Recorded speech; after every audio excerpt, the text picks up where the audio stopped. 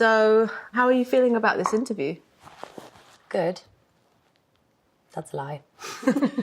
No, I am feeling good. I'm just feeling... It's very vulnerable.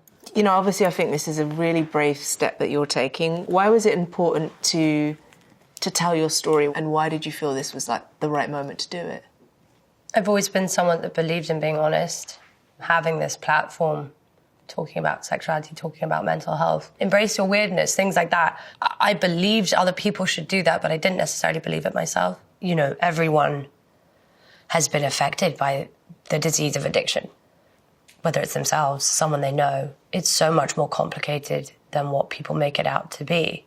It was my first sober Christmas, first sober New Year, and honestly, it was the best I've ever had. So I am happy, I'm grateful, I'm so thankful that this is happening. I have the opportunity to talk about it, but it's scary. Last year was obviously, there was a lot happening in your life professionally and privately. Can you tell me a little bit about everything leading up to September? It was pretty back-to-back in terms of what I was doing work-wise. That year, I decided, you know, it's my 30th, I was like, okay, I'm gonna go crazy in a fun way. You know, I went to Ibiza for 3 weeks, went to Burning Man, came back to go straight to work. And in that, you know, these pictures were taken. Yeah. And everything kind of, I was like, wow, okay. You know, this is bad. At that point, you know, there was a lot of people who were very worried, understandably so. I wasn't really worried though. You know, it didn't matter how many people around me were like, are you okay? Like, this isn't good, you need help. That didn't matter. But that is the nature of the disease. That is what addiction is. You can't run from the things in your life that happen. That's all I've ever wanted to do, was just pretend they don't exist. Because that would be easier, right? No, it makes it worse because it will catch up with you. It always does. I didn't want to face everything, whether it be my own self-hatred, which is an interesting thing to say because it's not like, wow, woe is me, like my life is hard. It's not. I have a wonderful life. I have a blessed life. But sometimes that doesn't match up to the way you feel about yourself.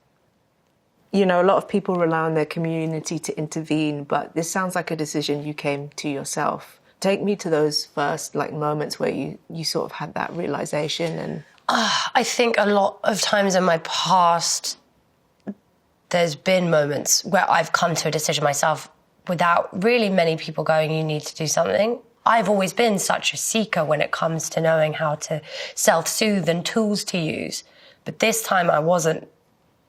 But that's kind of when you realize how the resistance towards something is really how much more you need it.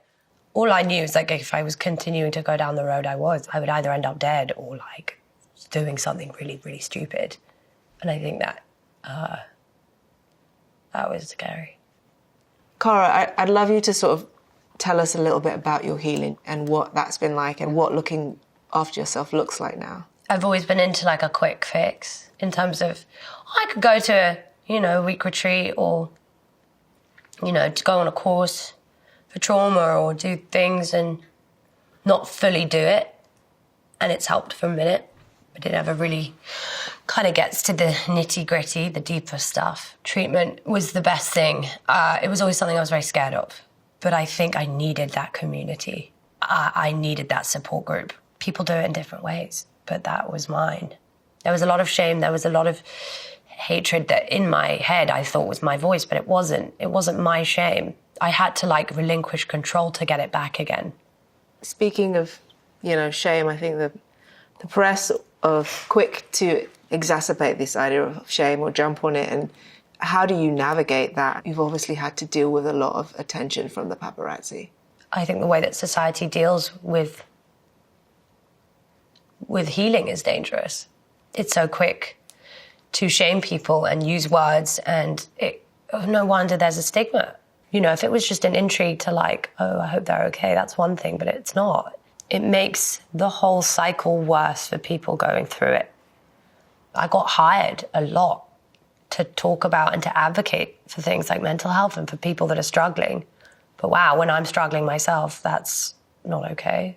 Bye. But that's the business, and it's sad. It's sad to see. You know, that's an important lesson for me. And it's their loss. So how are you adapting to this new way of living? How are you sitting in it?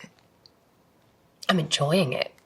It's one of my favorite things to like go out and dance and have a good time, but actually have like deep conversations and connections with people. It's weird. I got back to this house and just everything looked different. It's like it was a new place because I was different. Your life can change if you give yourself a chance to really be who you are and sit in that uncomfortability, because my God, it's uncomfortable for a minute, but it gets better and it's worth it. That's why I find the term recovery quite difficult, because you don't recover. And that's okay. That's why I prefer healing. Because I'm constantly doing that. I feel like, you know, I don't know why I was just imagining my heart with a crutch. That's me. But I'm good on crutches. Oh, man. Thank you, Cara. Thank you so much. Yeah.